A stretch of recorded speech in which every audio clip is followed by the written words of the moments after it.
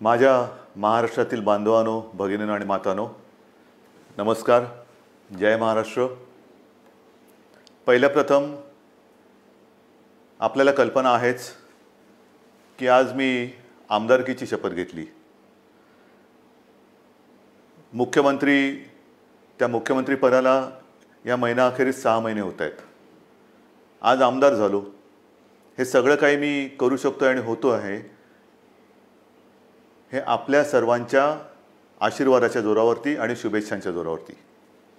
साहजिकच आहे, या निमित्ताने मला सर्व राजकीय पक्षांचे, महाविकास आघाडीतल्या सर्व नेत्यांचे, आमदारांचे आभार मानायचे आहेत.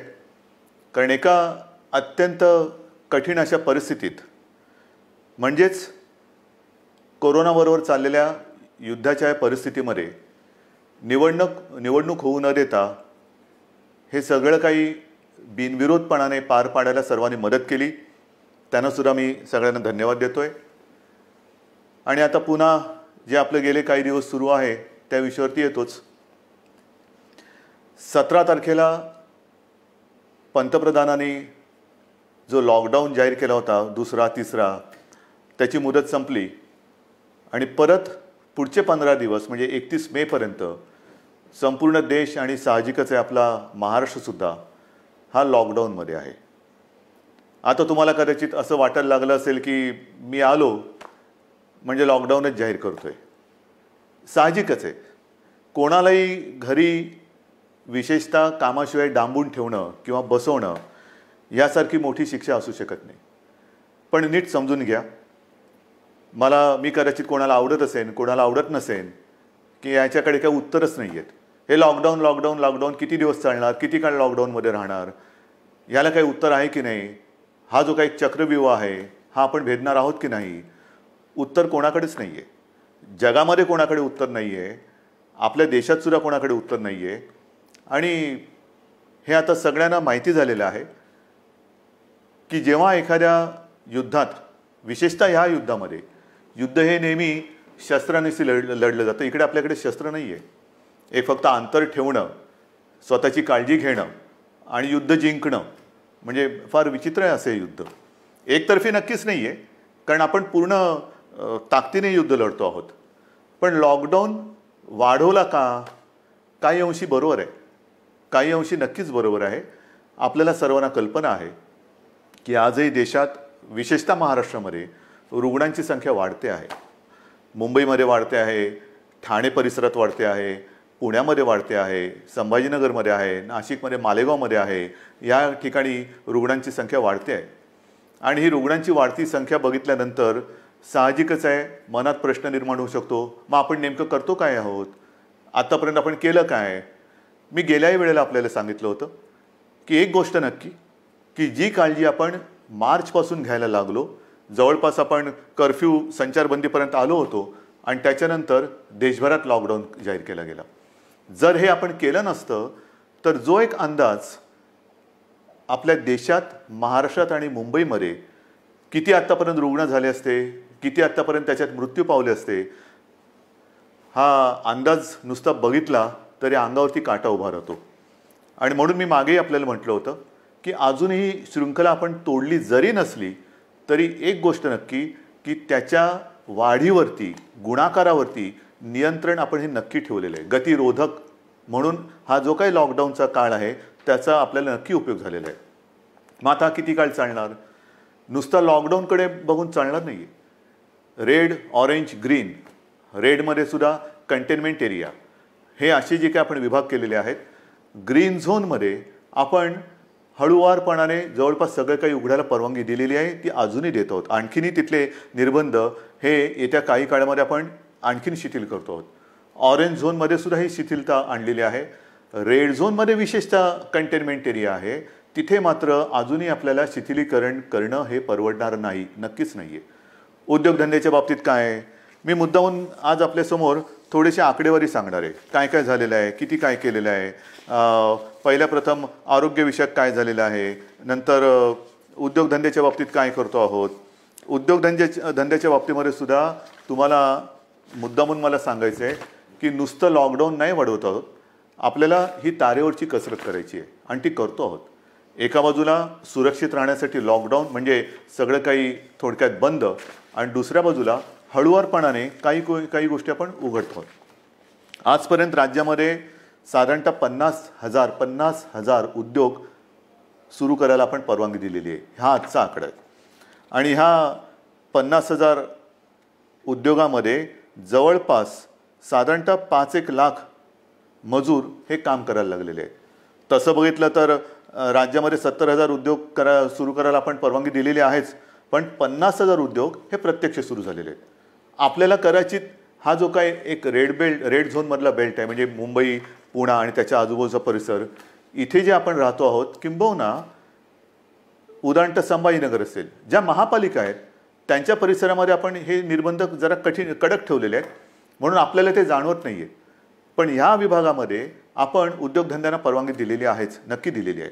हे करताना खास करून मला उद्योगांसाठी काही गोष्टी जाहीर करायच्या आहेत. कारण सगळीकडे आता एक ठप्प, म्हणजे ज्याला आपण म्हणतो ना, पॉजचं बटन दाबलं गेले, जगच असं पॉज झालेलं आहे, सगळं ठप्प, काहीच होत नाही आहे, इकडची गाडी तिकडे होत नाही आहे. असं वातावरण असताना उद्या जे काय आपल्याला एक भरारी घ्यायची, नक्की घ्यायची भरारी घेणारच, कोणत्याही परिस्थितीत घेणार, तिकडे अजिबात मागे पुढे बघणार नाही. खरं म्हटलं तर आपल्या सरकारला आता 6 महिने होत आहेत. नवीन सरकार असताना नवीन स्वप्न आहेत आपली. आपण एक अर्थसंकल्प जाहीर केला काय, त्याच्यात नवीन गोष्टी जाहीर केल्या काय, आणि त्या अंमलबजावणीला सुरुवात करण्याच्या आधीच आपल्याला या संकटाला सामोरं जावं लागतंय. ह्या ज्या काही सगळ्या आपल्या योजना आहेत, या योजना कोणत्याही परिस्थितीत आपण अंमलात आणणार म्हणजे आणणारच. त्या एका हिमतीने आपण पुढे जातो आहोत. परंतु नवीन उद्योग येण्यासाठी एक वेगळी स्पर्धा आहे. कोण काय करतंय, कोण काय आणखीन सुविधा देते. महाराष्ट्रापुरतं बोलायचं झालं तर आज आपण महाराष्ट्रामध्ये जवळपास 40,000 एकरपेक्षा जास्त जमीन ही नवीन उद्योगधंद्यासाठी राखून ठेवत आहोत. 40,000 एकरपेक्षा जास्त. त्याचप्रमाणे नवीन उद्योजक जे येणार आहेत, नवीन उद्योग जे परदेशातून येतील, किंवा आपले काही उद्योजक आपले नवीन लोक काही नवीन उद्योग सुरू करू इच्छित असतील, ग्रीन इंडस्ट्रीज ज्याला आपण म्हणतो, म्हणजे प्रदूषण न करणाऱ्या इंडस्ट्रीज किंवा उद्योग, त्यांच्यासाठी सुरू करताना कोणत्याही अटीतटी त्यांना आपण ठेवणार नाही. परवानगीशिवाय तुम्ही उद्योग सुरू करा, फक्त अट एक, प्रदूषण करायचं नाही, अजिबात करायचं नाही. प्रदूषण करू नका, चला उद्योग सुरू करा, या आम्हाला पाहिजे, महाराष्ट्र तुमची वाट बघतोय. महाराष्ट्र हा नेहमी एक उद्योगशील आहे, सुधारणावादी आहे, म्हणून आपण नवीन जे उद्योजक येत आहेत त्यांच्यासाठी या अटीतटीचा सामना त्यांना करायला लागणार नाही, असं धोरण आपण बनवलेलं आहे. या नवीन उद्योजकांनो, या महाराष्ट्रामध्ये या. त्याचबरोबरीने साधारणतः पुढचे काही दिवस, म्हणजे असं म्हणतात की ह्या कोरोनानंतर जग बदललं जाणार आहे, नक्कीच बदललं जाईल. कदाचित हे नवीन उद्योजक येणार असतील, ते म्हणतील आम्ही येऊ इच्छितो, पण आम्हाला तुमच्याकडे जमीन विकत घ्यायला आत्ता आम्हाला परवडणार नाही. ठीक आहे, तुम्ही या, भाडेतत्वावरती जमीन तुम्हाला देतो, भाडेतत्वावरती जमीन देतो, या, तुम्हाला मूलभूत सुविधा असतील त्या तुम्हाला देतो, अटीतटीचा सामना तुम्हाला करावा लागणार नाही. पण या राज्यामध्ये नवीन उद्योग पर्व आपण सुरू करू. आणि त्याचबरोबरीने मला एक सांगायचं आहे की आत्तापर्यंत जिथे हे उद्योग आपण सुरू केलेत, आणि असं काही नाही आहे की रेड झोन म्हटल्यानंतर आता आयुष्य आपलं रेड झोनमध्ये जाणार आहे, नाही. आपल्यासमोर 2 मोठी आव्हानं आहेत, नक्कीच आहेत. एक म्हणजे जिथे या कोरोनाचा प्रादुर्भाव नाही असा ग्रीन झोन, तो ग्रीन झोन हा आपल्याला कोरोना विरहित ठेवायचा आहे, हे मोठं आव्हान आहे. तिकडे एक सुद्धा रुग्ण ग्रीन झोनमध्ये आपल्याला आता येऊ द्यायचा नाही, किंबहुना नवीन केस तिकडे आता आपल्याला तयार आपण काय असं घर बसल्या कोविड तयार करत नाही, पण होऊ द्यायची नाही आहे. त्याच्यामुळे ग्रीन झोन हा ग्रीन झोन म्हणून मेंटेन करणं, आणि रेड झोन जो आहे तो रेड झोन हा लवकरात लवकर ग्रीन झोनमध्ये त्याचं रूपांतर करणं. म्हणजे रेड झोनसुद्धा आपल्याला हळूहळू हा ग्रीन झोनमध्ये आणायचा आहे. आणि म्हणून जिथे जिथे ग्रीन झोनमध्ये आपण उद्योगधंद्यांना परवानगी दिलेली आहे, अनेक ठिकाणी आपण बघतो आहोत की कामगारांची आता उणीव आहे. कामगार हे बरेचसे परराज्यातले निघून गेलेले आहेत. मला खास करून माझ्या महाराष्ट्राच्या भूमिपुत्रांना सांगायचं आहे, जसं आजपर्यंत तुम्ही महाराष्ट्रासाठी, महाराष्ट्र सुरक्षित ठेवण्यासाठी सरकारचं ऐकलत, घरामध्ये राहा, सुरक्षित राहा, ही एक आपली त्याच्यातले एक घोषवाक्य होतं. आतापर्यंत तुम्ही घरात बसलात आणि महाराष्ट्र वाचवलात. आता जिथे जिथे ग्रीन झोन आहे, तुम्ही एका आत्मनिश्चयाने बाहेर पडलं पाहिजे की मी माझा महाराष्ट्र पुन्हा एकदा उभा करणार. मी जसा महाराष्ट्र वाचवलेला आहे, मी म्हणजे तुम्ही, मी एकटा नाही, तुम्ही. महाराष्ट्र आजपर्यंत आम्ही सुरक्षित ठेवला. या कोविडच्या प्रादुर्भावापासून हा जो ग्रीन झोन आहे तो सुरक्षित ठेवला. आता या ग्रीन झोनमध्ये जे उद्योग सुरू झालेले आहेत त्या उद्योगांना जर मनुष्यबळ कमी पडत असेल तर माझा महाराष्ट्र हा अगदी मोदीजींच्या भाषेत आत्मनिर्भर करण्यासाठी मी स्वतःहून आता पुढे येत आहे. या पुढे या. जे उद्योग आहेत, उद्योग सुरू झालेत, त्यातली ही संधी आहे. ही संधी तुम्ही घ्या. संधी वाया दौडू नका. या सगळेजण समोर या. उद्योग सुरू करू आपण. महाराष्ट्र उभा करू आपण. एक जगासमोर एक उदाहरण ठेवू की हा महाराष्ट्र खरंच लढवय्यांचा आहे. हा संकटाला भीत नाही.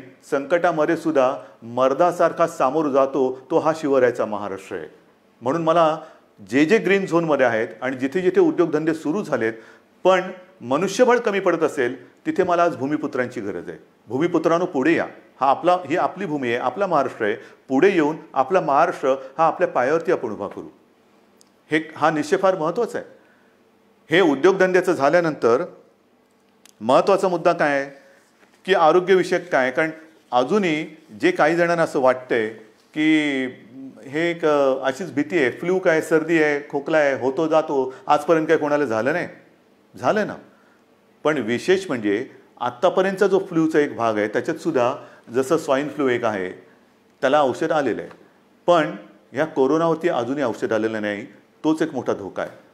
मी उगाच तुम्हाला आकडे सांगून काय घाबरवण्याची माझी इच्छा नाही, अजिबात नाही आहे. तुम्हाला भीती घालण्यासाठी मी आलेलो नाही आहे. पण मुंबईमध्ये जेव्हा आपण सुरुवात केली त्यावेळेला जी परिस्थिती होती ती परिस्थिती बघितल्यानंतर आजची जी परिस्थिती आहे, आपण काय काय आरोग्य सुविधा केलेल्या आहेत. तुम्हाला कल्पना असेल, गेल्याही वेळेला मी बोललो होतो आणि आज संध्याकाळी मी जाऊन आलो. मी होतो, उपमुख्यमंत्री होते, बाळासाहेब थोरात होते, एकनाथ शिंदे होते, आदित्य पण होता बरोबर, आपले मुख्य सचिव होते, महापालिका आयुक्त होते आणि विशेष म्हणजे तिथे आपले आर.ए. राजीव जे MMRDA म्हणजे मुंबईतली मेट्रोचं काम आता जे अत्यंत चांगल्या पद्धतीने पुढे नेत आहेत, त्यांनी गेल्या 10-12 दिवसामध्ये ही सुविधा मुंबईकरांसाठी तिकडे उभारलेली आहे. आज तिकडे जवळपास 1000 बेड्सचं एक चांगलं कोविड केअर सेंटर हे आपण उभं केलेलं आहे. येत्या 1-2 दिवसात त्याचा वापर सुरू होईल. मुंबईमध्ये ठिकठिकाणी, मी मुंबईपुरतं बोलतो, मुंबईमध्ये नंतरचं पुढचं मी बोलणारच आहे, पण मुंबईमध्ये ठिकठिकाणी म्हणजे असं बांद्रा कुर्ला कॉम्प्लेक्स संकुल आहे तिथे आणखीन 1000 बेड्स वाढवतो आहोत. गोरेगावचं एक्झिबिशन ग्राउंड आहे तिकडे वाढवतो आहोत. रेसकोर्सवरती त्या पार्किंगमध्ये होतं आहे. वरळीला डोममध्ये तर सुरू केलेलाच आहे. आणखीन 1-2-3 ठिकाणी मुलुंड चेक नका आहे, ठाण्यामध्ये आहे. हे आता नुसतं कोविड केअर सेंटर म्हणून नाही राहणार. या सगळ्या जम्बो फॅसिलिटी ज्याला म्हणतो, या जम्बो फॅसिलिटीमध्ये जे आवश्यक लागतं ते तिकडे आपण करणार आहोत. म्हणजे विशेषतः सगळ्यांनाच काही व्हेंटिलेटरची आवश्यकता लागत नाही, पण अनेक जणांना ऑक्सिजनची आवश्यकता लागते. म्हणून ह्या सगळ्या सुविधांमध्ये ऑक्सिजनची सुविधा असणाऱ्या बेड्स हे आपण जास्तीत जास्त करतो आहोत. त्याचप्रमाणे काही ठिकाणी आपण अतिदक्षता विभागात म्हणजे ICU बेड्स हे सुद्धा उपलब्ध करत आहोत. ICU बेड्स म्हणजे हॉस्पिटलमध्ये तर आपण ते वाढवतोच आहोत, पण हॉस्पिटलच्या बाहेर ही जी काय आपण रुग्णसेवा किंवा सेंटर्स उभी करतो त्याच्यामध्ये सुद्धा ICU बेड्सची सोय आपण करतो आहोत. कदाचित ही काय अभिमानाची गोष्ट नाही, पण समाधानाची नक्की आहे की इतरत्र कुठेही नसेल अशी आरोग्य सुविधा आपण इथे निर्माण केलेली आहे आणि ती आरोग्य सुविधा आणखीन आपण पुढे वाढवत नेत आहोत. महाराष्ट्रामध्ये बोलायचं झालं तर महाराष्ट्रात आज मी आकडे घेऊनच बोलतोय, साधारणतः 1484 कोविड केअर सेंटर्स आहेत. 2,48,000 बेड वगैरे आहे, पण साधारणतः 2.5 लाख रुग्णशय्या ह्या आयसोलेशन म्हणजे ऑक्सिजनसह ह्या आज महाराष्ट्रामध्ये आपण उपलब्ध करत आहोत. 2.5 लाखाच्या आसपास. आज एक गोष्ट साहजिकच आहे, हे संकट एवढं मोठं आहे की काही वेळेला असं वाटतं की रुग्णांना बेड मिळत नाही आहे. याचं कारण रुग्णांची थोडीशी संख्या ही वाढती अशी वाटत असली तरी देखील आज आपण स्वयंपूर्ण होण्यासाठी किंबहुना पुढच्या महिन्यात साधारणतः किती रुग्ण होऊ शकतील ह्याची एक दक्षता घेऊन आपण ही सुविधा वाढवत आहोत. डॉक्टर्स येत आहेत, नर्सेस येत आहेत. मध्यंतरी मी आपल्याला माहिती आहे कोविड योद्धा म्हणून सगळ्यांना एक आवाहन केलं होतं. त्याच्यात सुद्धा काही हजार लोक म्हणजे महिला पुरुष हे मदतीसाठी धावून आलेले आहेत. मला अजूनही पाहिजेत. ह्याचं कारण का? कारण नवीन सुद्धा जे आलेले आहेत ते आणि आत्ता आहेत ते, जसं गेल्या वेळेला मी आपल्याला बोललो होतो की पोलीस थकत आहेत, पोलीस आजारी पडत आहेत. काल परवा एका चांगल्या अधिकारीचा मृत्यू झालेला आहे. त्याच्यानंतर गडचिरोलीमध्ये नक्षलवाद्यांशी लढता लढता 2 पोलीस आपले तिकडे शहीद झालेले आहेत. हे सगळे ताणतणाव आहेत आणि ह्या ताणतणावामध्ये ही लोक आजारी पडण्याची वाट न बघता, मला तर कोणीच आजारी पडायला नको आहेत, आजारी पडण्याची वाट न बघता ह्यांना वेळोवेळी जर का आपण विश्रांती देत गेलो तर आपण सहजगत्या या संकटावरती मात करू शकू. म्हणून मला अजूनही कोविड योद्धा पाहिजेत. ज्यांची रुग्णसेवा करण्याची इच्छा आहे, तयारी आहे, त्यांनी सगळ्यांनी ह्या युद्धामध्ये स्वतःहून पुढे आलं पाहिजे.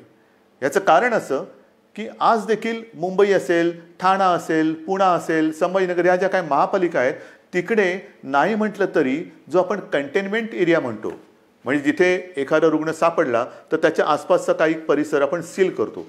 मग एक आपण साधारणतः शोध घेतो की याच्या अतिशय निकटच्या संपर्कात कोण आलेले आहेत, मग त्यांची चाचणी घेतो आणि त्याच्यानंतर आपण मग त्यांना क्वारंटाईनमध्ये किंवा लक्षणं जर असतील किंवा लक्षणं नसतील मग टेस्ट घेऊन त्यांना आपण आयसोलेशनमध्ये ठेवतो, किंबहुना जर लक्षणं असतील तर त्यांच्यावरती उपचार सुरू करतो.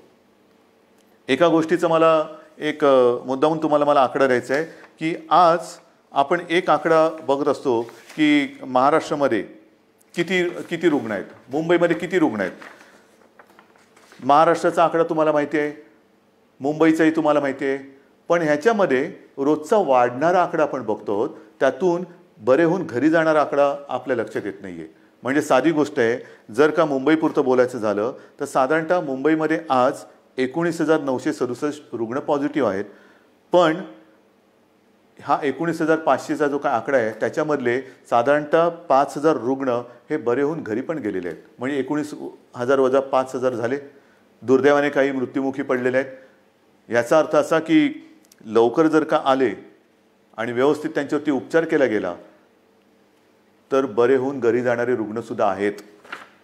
काही रुग्ण तर मी मागेही आपल्याला बोललो होतो की 80% आसपास रुग्ण हे असेही आहेत की ज्यांच्या टेस्ट पॉझिटिव्ह येतात पण त्यांना कोणतीही लक्षणे दिसत नाहीत, असे रुग्णसुद्धा आहेत. तर ह्या सगळ्या गोष्टीचा विचार करून आपण आरोग्य सुविधा वाढवतो आहोत, ॲम्ब्युलन्सेस वाढवतो आहोत. संपूर्ण महाराष्ट्रभर जिथे जिथे आवश्यकता आहे तिथे तिथे आपण ह्या आरोग्याच्या सुविधा वाढवत आहोत.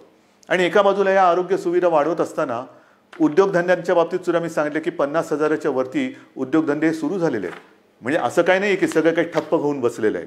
जे अनेक जण मला विचारतात की काय हो महेर, तुम्ही लॉकडाऊन उठवत नाही, किती काळ असं बसायचं? मगाशी मी तुमच्याशी बोलत होतो, ह्याच्यात काय आहे, नुसतं सर्दी खोकला ताप तर येईल, आणखीन काय होईल, फ्लू काय कोणाला होत नाही, असं नाही आहे. जे गांभीर्य आहे ते या गोष्टीचं हेच आहे की जे गंभीरपणाने आजारी पडतात त्यांच्यावरती इलाज नाही आहे. आणि एक क्षण असा धरून चाला की आपण लॉकडाऊन उठवून टाकतो लॉकडाऊन आजपासून, या सगळेजण इकडे तिकडे ये जा करा, काही करा. ही साथ जर का पसरली तर इतर देशामध्ये काय काय होते, ब्राझीलमध्ये काय झालं, ब्रिटनमध्ये काय झालं, अमेरिकेत काय चाललेलं आहे, इटलीमध्ये काय चाललेलं आहे, काय झालेलं आहे, मला हे कोणत्याही परिस्थितीत महाराष्ट्रात होऊ द्यायचं नाही. आणि मी होऊ देणार नाही, अजिबात होऊ देणार नाही. मी टीकेचा धनी होईन. मी तुम्हाला मागेही बोललेलो आहे, महाराष्ट्रासाठी वाईटपणा घ्यायला माझी तयारी आहे, पण जे जे मला पटतं ते महाराष्ट्राच्या हिताचं मी करणार म्हणजे करणारच. आणि म्हणून जो रेड झोन आहे तिकडे मी अजूनही उद्योगधंदे पूर्णपणे उघडायला का देत नाही आहे की क्षणभर धरून असं धरून चाला की उद्योगधंदे उघडले आणि ही साथ त्यांच्यात घुसली. आजच मजूर आपापल्या घरी निघून गेलेले आहेत. मग जे उद्योगधंदे सुरू होतील आणि त्या मजुरांमध्येही साथ जर घुसली तर काही तर जीवानिशी जातीलच, आजारी तर पडतीलच. आणि मग त्यावेळेचा अघोषित जो लॉकडाऊन असेल तो किती काळ चालेल त्याचं उत्तर आपल्याकडे कोणाकडे नसेल.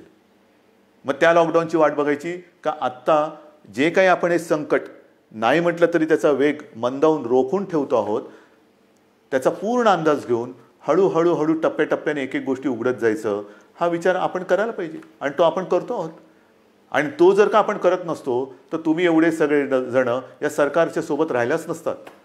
इतर राज्यांमध्ये जाणारे जे मजूर आहेत त्या सगळ्या मजुरांची आजपर्यंत आपण अगदी व्यवस्थित काळजी घेत होतो आणि घेतली. दिवसातनं मी तुम्हाला सांगितलं की किमान 5.5-6 लाख मजुरांना आपण दिवसातनं 3 वेळा हे जेवण देतो. म्हणजे सकाळीचा नाश्ता ब्रेकफास्ट आणि दुपारचं आणि रात्रीचं जेवण त्यांच्यासाठी आपण या सगळ्या योजना करत होतो. पण बरेच जण असं म्हणायला लागले की आम्हाला घर जाना आहे, गाव जाना आहे. तेव्हाही मी त्यांना वचन दिलं होतं की तुम्ही चिंता करू नका, आम्ही इतर राज्यांशी बोलतो आहोत, केंद्राबरोबर बोलतो आहोत, जसजशी सोय होईल तसतसं आम्ही तुम्हाला तुमच्या घरी तुमच्या राज्यात पाठवण्याची सोय करतो आहोत आणि ते पाठवल्याशिवाय आम्ही राहणार नाही. आणि त्याच्याप्रमाणे आज जवळपास मला वाटतं 5-1 लाख मजुरांना आपण ट्रेननी आणि बसेसनी हे इतर राज्यात अत्यंत नियंत्रित पद्धतीने हे पाठवलेलं आहे, कुठेही खळखळ होऊ न देता. पण मला एक काय सांगायचं आहे की हे सगळे जे काही इतर राज्यातले मजूर आहेत रस्त्यावरनं चालत आहेत, अजूनही काही ठिकाणी आहेत, कशाला चालता, क्यों चल रहे? आपके लिए हम पूरी कोशिश नहीं, शुरुआत तो हुई है. ट्रेन से आप जा रहे हैं घर, बस से जा रहे हैं, तो ऐसे रास्ते पे मत चलो, रास्ते पे नहीं चलना. बीच में कोई फिर एक्सीडेंट कभी होता है, क्यों कर रहे हो ये सारी चीज़ें? आपके लिए हर एक राज्य के लिए ट्रेन की सुविधा शुरू हो गई है, बस की सुविधा शुरू हो गई है. आप जहाँ भी हो वहीं पर रुके. हमारे पूरे स्टेट में अलग अलग जिलों में डिस्ट्रिक्ट में कलेक्टर्स हैं, उनके सब साथी हैं, आपका इंतजाम वो कर रहे हैं, ठीक से कर रहे हैं. और जब भी ट्रेन की सुविधा, जैसे रोज़ाना कुछ ट्रेन चल रही है, कुछ उत्तर प्रदेश में जा रही है, बिहार में चल रही है, पश्चिम बंगाल में जा रही है, राजस्थान जा रही है, गुजरात जा रही है, जैसे जैसे वो आती जाएगी हम आपको भेज रहे हैं. बेताब ना होना, काही गरज नाही आहे. तुम्हाला आम्ही पूर्णपणे सुरक्षितपणाने तुमच्या राज्यात आम्ही सोडतो आहोत. आणि आजपर्यंत मी म्हटलं ना की एवढे मजूर हे महाराष्ट्रातून त्यांच्या राज्यात गेलेत, त्यांच्या घरी पोचलेत, बसेसने आपण पाठवलेले आहेत. आणि विशेष म्हणजे त्यांच्याकडनं आपण कुठेही तिकीट्स नाही घेतलेली. मुख्यमंत्री सहायता निधीतून त्यांचा खर्च केलेला आहे. काही संस्था पुढे आलेल्या आहेत, त्यांनी त्यांचे पैसे दिलेले आहेत. त्यांना हे कारण हे गरीब आहेत, काम करणार आहेत, तळहातावरती पोट असणार आहेत. तळहातावरती पोट असल्यानंतर जर त्यांची रोजची मेहनत ही होणार नसेल किंवा काम मिळणार नसेल तर यांच्याकडे तिकिटाचे पैसे कुठून येणार? म्हणून त्यांना आपण आपल्या सरकारच्या माध्यमातून सरकारच्या खर्चाने आपण त्यांना पाठवत आहोत. हे झालं त्या राज्यात जाणाऱ्या लोकांचं. मग आता मी येतो माझ्या आपल्या राज्यातल्या लोकांकडे. मुंबई म्हटल्यानंतर साहजिकच आहे कोकण आणि पश्चिम महाराष्ट्र इथे राहणारे लोक खूप आहेत. तेही मागे लागलेत. हे काय तुम्ही त्या राज्यातल्या लोकांना पाठवता, आम्ही काय केलंय, आम्हाला कधी घरी पाठवणार? अरे तुम्ही तर आपले आहात. आजपर्यंत तुम्ही सहकार्य केलेलं आहे, तुम्हालाही हळूहळू मी पाठवतो घरी. पण आज थोडे अस्वस्थ नका होऊ. कारण आजपर्यंत कोकण म्हटल्यानंतर मला माहिती आहे हा आंब्याचा सीझन, काजूचा सीझन, सगळा एक कोकण म्हणजे गंमत असते. ह्या मोसममध्ये कोकणात जाणं फणस आहे, मजा असते. कोकणामध्ये जाणं हे या दिवसात सुट्टी, मग कोणाचे आजी आजोबा असतील, कोणाचे मामा मामी असतील, काका काकी असतील, सगळे नातेवाईक असतात, त्यांच्याकडे जायचं, गावातल्या घरात राहायचं, आंबे खायचे, गंमत असते. पण ह्या उन्हाळ्यात ती गंमत नाही आहे.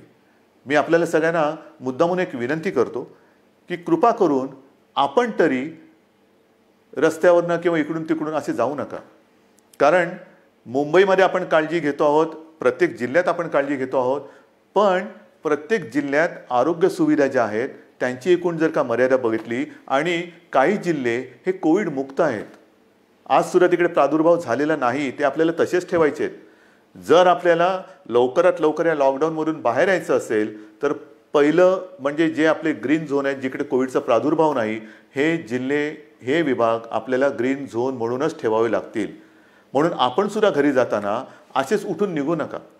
आपल्याला सुद्धा जर जायचं असेल, खरंच पहिलं जायचं आहे का थोडे दिवस थांबून आपण जाऊ शकता, थोडा धीर धरला तर सगळ्यांनाच बरं होईल.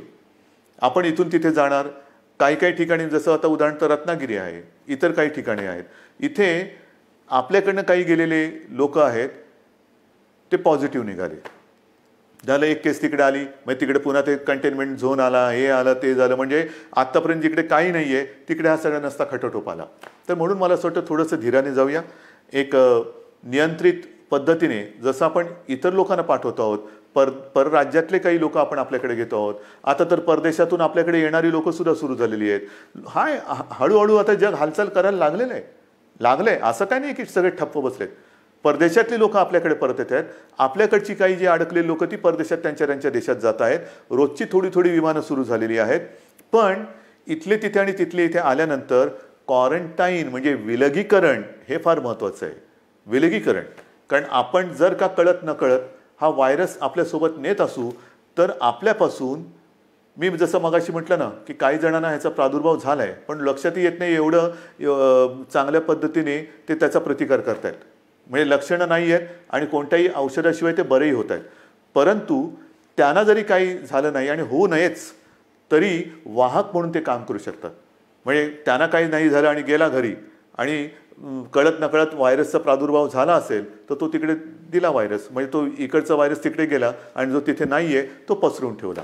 म्हणून मला माझ्या खास करून कोकणातील बांधवांना, माता भगिनींना सगळ्यांनाच सांगायचं आहे, पश्चिम महाराष्ट्रातल्या सगळ्या बांधवांना भगिनींना सांगायचं आहे की कृपा करून घाई गडबड करू नका, अस्वस्थ होऊ नका. हे थोड्या काळापुरती ही परिस्थिती आहे, तिच्यावरती आपण मात करतो आहोत, मात करणार आहोत. आपले कुटुंबीय आहेत, आप्तजन आहेत, त्यांच्या सुरक्षेसाठी जर का आपण आपलं हे जाणं थोडंसं थांबवलं आणि काही दिवसानंतर जर जाण्याचा विचार केला तर महाराष्ट्रावरती, तुमच्या कुटुंबियांवरती फार मोठे उपकार आपले होतील. म्हणून कुठेही अस्वस्थ होऊन लगेचच्या लगेच जर जाण्याची गरज नसेल तर पुन्हा मी सांगतो की कृपा करून आपल्या घरी जाण्याची म्हणजे गावी जाण्याची घाई करू नका. आता पुन्हा मी थोडंसं एक सांगणार आहे की अनेक जण आता म्हणायला लागलेले आहेत की कोरोनासोबत जगायला शिका. म्हणजे काय करायचं? आमची तयारी आहे कोरोनासोबत जगायची, पण कोरोनाची तयारी का आम्हाला त्याच्यासोबत जगू द्यायची? कोरोना जर का तयार नसेल तर आपण कसं त्याच्यासोबत जगणार? पण हे जगणं जर का अनिवार्य असेल तर काही गोष्टी, म्हणजे कोरोनानंतर जग बदलेल, नक्की बदलेल. काय बदलेल? तर कोरोनानंतर आपल्याला जसं आपण म्हणतो ना की आजपर्यंत घरात राहा आणि सुरक्षित राहा, आता आपल्याला नवीन एक वाक्य घ्यावं लागेल. घरात राहा, सुरक्षित राहा हे झालं, पण घराबाहेर राहताना सावध राहा. नेहमी आपल्याला एक सावधानता बाळगायला पाहिजे. म्हणजे ओघाने आलंच हात धुणं. अनेक ठिकाणी मी असंच बघितलेलं आहे, कारण उन्हाळा आहे, घाम तर येतोच, मग आपण काय करतो, मास्क बाजूला करतो आणि हाताने रुमालाने तोंड पुसतो, बाजूला ठेवतो. तोच धोका आहे. पहिली गोष्ट, हात सतत धुत राहायचं. कारण नसताना किंबहुना शक्यतोवर तोंडाला, चेहऱ्याला हात लावायचाच नाही. कारण हा जो व्हायरस आहे अजूनही त्याच्यावरती संशोधन सुरू आहे. किती काळ कुठल्या पृष्ठभागावर तो किती काळ जिवंत राहू शकतो. समजा एखाद्याच्या शिंकेतनं, खोकल्यातनं, बोलण्याच्या एका त्या तुषारातून तो कुठे पडला असेल, त्याला हात लागला आणि तो कळत नकळत पुन्हा आपल्या डोळ्याला लागला तर डोळ्यातनं तो शरीरात जाऊ शकतो, नाकाला लागला, तोंडाला लागला. म्हणून ह्या ज्या काही गोष्टी आहेत ह्या आपल्याला अशाच ठेवून पुढचे काही दिवस, काही महिने हे सावधतेने राहावंच लागेल. या सगळ्या ज्या गोष्टी मी तुम्हाला सांगतो आहे, या गोष्टी ह्या फार महत्त्वाच्या आहेत. इतके दिवस तुम्ही जी शिस्त पाळली ती शिस्त मला थोडी जास्त पाहिजे, कडक पाहिजे. कारण आज देखील जो कंटेनमेंट एरिया आहे किंवा रेड झोन आहे, कारण नसताना लोक बाहेर पडत आहेत. नका पडू. त्याच्यानंतर अजून देखील धार्मिक सण, उत्सव, धार्मिक जमाव यांना कुठेही परवानगी आपण दिलेली नाही, देऊ शकत नाही. कारण जेवढी गर्दी होईल तेवढा हा धोका अधिक वाढणार आहे, अधिक पसरणार आहे. आणि म्हणून सावध राहामध्ये दोन हात अंतर ठेवून, 2 हात दूर राहिलेलं बरं. तसं 2 हात दूर राहून एकमेकापासून आपल्याला राहायचं आहे. तोंडावरती मास्क तर लावायचा आहे, हात सतत धुवायचे आहेत. आणि सरकारच्या सूचना, म्हणजे 31 तारखेपर्यंत जरी लॉकडाऊन हा असा असला तरी हा गतिरोधक आहे. आजपर्यंत ग्रीन झोनमध्ये जवळपास सगळी बंधने आपण शिथिल केलेली आहेत. महत्त्वाचा मुद्दा, या ठिकाणी आता हळूवारपणाने काही दुकानंसुद्धा आपण उघडायला परवानगी देऊ येत्या काही काळामध्ये. कोणतीही गोष्ट ही सुरू करण्यापूर्वी आम्ही असं ठरवलं आहे, सरकारने असं ठरवलेलं आहे की जनतेला पूर्ण कल्पना द्यायची. कारण काही गोष्टी तुम्हाला कल्पना आहे, आपण उघडायला परवानगी दिली आणि ही जी काही झुंबड उडाली पुन्हा सगळं बंद करावं लागलं. काही देशांमध्ये हेही झालेलं आहे की लॉकडाऊन उठवला, झुंबड उडाली, साथ वाढल्यानंतर पुन्हा सगळं बंद करावं लागलं. तसं नाही करायचं. आपल्याला शांतपणाने एखादी गोष्ट आपण सुरू करू, ती सुरूच ठेवायची आहे. एखादी गोष्ट म्हणजे जसं मार्केट असेल, दुकानं असतील, आणखीन काही गोष्टी असतील, उद्योगधंदे असतील, एवढ्या शिस्तीने ते आपल्याला पुढे चालवायचे आहेत की एकदा सुरू केलेली गोष्ट पुन्हा थांबवण्याची वेळ येता कामा नये. आणि म्हणून तुम्हाला मी मरे सूचना देत राहीन. काही गोष्टी सुरू करण्यापूर्वी, जसं आता उदाहरणार्थ आज 18 तारीख गेली, जून महिना म्हणजे शैक्षणिक वर्ष सुरू होणार. अजूनही काही जणांच्या परीक्षा राहिलेल्या आहेत. परीक्षांचं काय करणार, शाळा कशा सुरू करणार, शैक्षणिक वर्ष सुरू कसं करणार, ऑनलाईन सुरू करणार का प्रत्यक्ष शाळा सुरू करणार, हे सगळे मोठे विषय आहेत. आणि कोणत्याही परिस्थितीत शैक्षणिक वर्ष आपल्याला वाया जाऊ द्यायचं नाही, जाऊ देऊच शकत नाही आपण. शाळा कशा सुरू करायच्या, त्याच्यात खबरदारी काय घ्यायची, शिक्षण कसं सुरू करायचं, शाळा कॉलेजेस आली, ॲडमिशन्स आल्या, कशा करायच्या, कुठे आपण काय करू शकतो, याही विषयी आपला विचार सुरू आहे. आणि माझी तर इच्छा अशी आहे की हे जे संकट आहे हे कोणत्याही परिस्थितीत आपल्याला पावसाळ्यापूर्वी संपवायचं आहे. पावसाळ्यापूर्वी हे संपवायलाच लागेल. कारण जून महिना सुरू झाल्यानंतर शाळा, कॉलेजेस यांचे प्रवेश, त्यांची शैक्षणिक वर्ष हे सगळं सुरू करावं लागतं आहे. आणि या सगळ्याचा विचार करता मला असं वाटतं, जो वेग मी तुम्हाला मगाशीच सांगितलं, मी आकडे माझ्याकडे आहेत, साधारणतः मे किंबहुना एप्रिल शेवटापर्यंत महाराष्ट्रामध्ये काय रुग्णसंख्या झाली असती, ही संख्या जर का आपण बघितली असती तर थरकाप उडाला असता. मे मध्यामध्ये काय संख्या होऊ शकली असती, काय संख्या होऊ शकते, मे एंडला काय होऊ शकते, हे जे आकडे आपल्यासमोर शक्यता म्हणून येत होते किंवा येत आहेत, ते बघितल्यानंतर हे थरकाप उडवणारे आकडे. पण तिथपर्यंत आपण पोचलो नाही आणि तुम्हाला मी पोचू देणार नाही, अजिबात देणार नाही. जोपर्यंत तुमचा आणि माझा विश्वासाचा धागा हा मजबूत आहे, तोपर्यंत मला खात्री आहे, नवे माझ्यात आत्मविश्वास आहे की हे संकट आपण नुसतं दूरच नाही तर परतून लावल्याशिवाय राहणार नाही. आणि म्हणून मला असं वाटतं, मलाही काही आनंद होत नाही, अजिबात होत नाही की मुख्यमंत्री झालो आणि हे बंद ते बंद ते बंद. म्हणजे पूर्वी मुंबई बंद, भारत बंद आपण करत होतोच, पण हे अशा पद्धतीने नाही. हा बंद कोणालाच परवडणार नाही. आता आपल्याला सगळं पुन्हा एकदा जनजीवन हे रुळावरती आणायचं आहे. जनजीवन हे पुन्हा आपल्याला सहजतेने जगायला सुरुवात करायची. पण ह्याची एक आता अशी शक्यता नव्हे, खात्री वाटते की हे जनजीवन पूर्ण सुरळीत व्हायला काही काळ हा जावा लागणार. जेवढी स्वयंशिस्त आपण अधिक पाळू, तेवढे लवकर आपण ह्या बंधनातून मुक्त होऊ. जेवढी लवकर आपण या कोरोनाची साखळी तोडण्यात यशस्वी होऊ, तेवढं लवकर आपण सगळे बंधनमुक्त होऊ. आणि म्हणून पुन्हा एकदा मी तुम्हाला सगळ्यांना विनंती करतो आहे की जे काही सरकार करतं आहे ते केवळ आणि केवळ कोणताही धोका या महाराष्ट्राला, महाराष्ट्रातल्या माता भगिनींना, बांधवांना होऊ नये, त्याकरता ही पावलं उचलत आहे. साहजिक आहे, तुम्ही अस्वस्थ आहात, तुम्ही बेचैन आहात, कधी हे उघडणार हा प्रश्न जसा तुम्हाला आहे तसाच तो सर्वांना पडलेला आहे. पण जे काही करतो आहे ते केवळ आणि केवळ आपल्या सर्वांच्या हितासाठी करतो आहे. आजपर्यंत जसं तुम्ही सरकारला सहकार्य केलं तसंच सहकार्य याही पुढील काळात कराल अशी खात्री बाळगतो. आणि लवकरात लवकर ही साखळी तोडून आपण बंधनमुक्त होऊ ही आशा बाळगतो. जय हिंद, जय महाराष्ट्र. राज्यातल्या आणि देशातल्या ताज्या घडामोडींसाठी आजच आमच्या YouTube चॅनलला सबस्क्राइब करा आणि बेल आयकॉनला क्लिक करा आणि बघत रहा ताज्या घडामोडी.